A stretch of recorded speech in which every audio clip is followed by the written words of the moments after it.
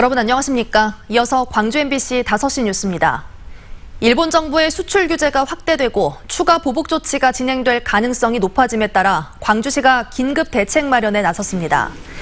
광주시는 일본 수출 규제에 따른 대응책을 논의하기 위해 반도체와 금융기업 등과 간담회를 갖고 수출 규제 대책 추진단을 구성해 기업들의 위기 상황에 적극 대처하기로 했습니다. 수출 규제 대책 추진단에는 무역보험공사와 신용보증기금 등 유관기관들이 함께 참여해 기업 피해 최소화 대책을 마련할 계획입니다. 한편 간담회에 참석한 기업 대표들은 일본 수출 규제에 따른 경영난을 극복하고 수출입 노선 다각화를 위해 자금과 세제 지원이 절실하다고 요청했습니다.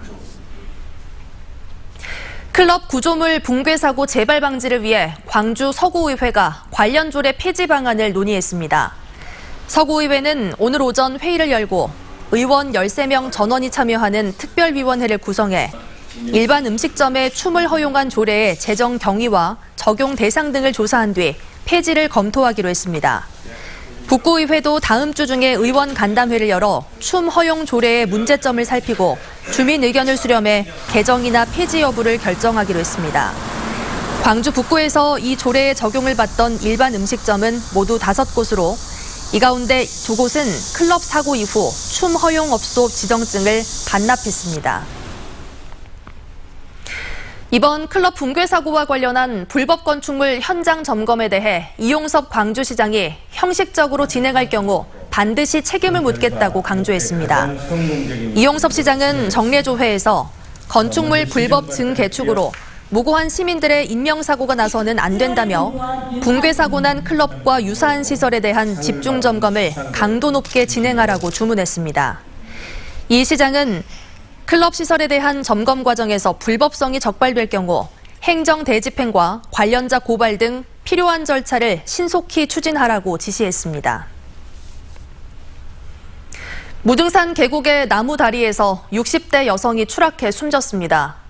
광주 동부경찰서에 따르면 어제 저녁 7시쯤 무등산 자락 계곡에 있는 목재다리 아래에서 69살 한모 씨가 쓰러져 있는 것을 지나던 시민이 발견해 병원에 옮겨졌지만 15시간 만에 숨졌습니다.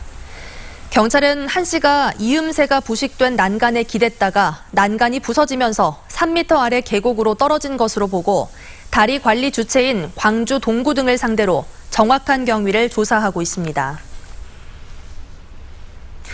농촌마을에서 외국인 노동자가 폭행을 당하는 영상이 SNS를 통해 퍼지면서 경찰이 수사에 나섰습니다. 광주 광산경찰서는 폭행당한 외국인 노동자가 자국민으로 보인다는 우즈베키스탄 노동부 한국사무소의 고발에 따라 SNS에 영상을 올린 사람과 피해자를 찾고 있습니다. 이 영상에는 밭에서 일을 하던 외국인 노동자가 장갑을 달라고 하자 관리인으로 보이는 사람이 폭언과 함께 폭행하는 장면이 담겨 있습니다. 경찰은 영상만으로는 사건 발생 장소와 시점 등을 확인하기 쉽지 않지만 우즈베키스탄 당국과 협의해 수사를 진행하겠다고 밝혔습니다. 전라남도가 내년부터 농업인 공익수당을 지급하기로 한 가운데 광주 지역 농민단체들이 농민수당 도입을 광주시에 요구했습니다. 광주시 농민회를 비롯한 농민단체들은 농업의 공익적 기능을 대한 보상이라는 농민수당의 성격을 감안하면 광주 농민과 전남 농민이 따로일 수 없다면서 이같이 요구했습니다. 또 광주의 경지 면적이나 농가 인구가 웬만한 군보다 많다며 광주시는 물론 정부와 국회도 농민수당 법제화에 나서야 한다고 주장했습니다. 내년 총선을 앞두고 광주와 전남에서 11만여 명이 더불어민주당 권리당원 가입을 신청했습니다. 더불어민주당 광주시당과 전남도당에 따르면 내년 총선을 앞두고 어제까지 권리당원을 모집한 결과 광주에서 5만 5천여 명, 전남에서는 6만여 명이 가입을 신청했습니다.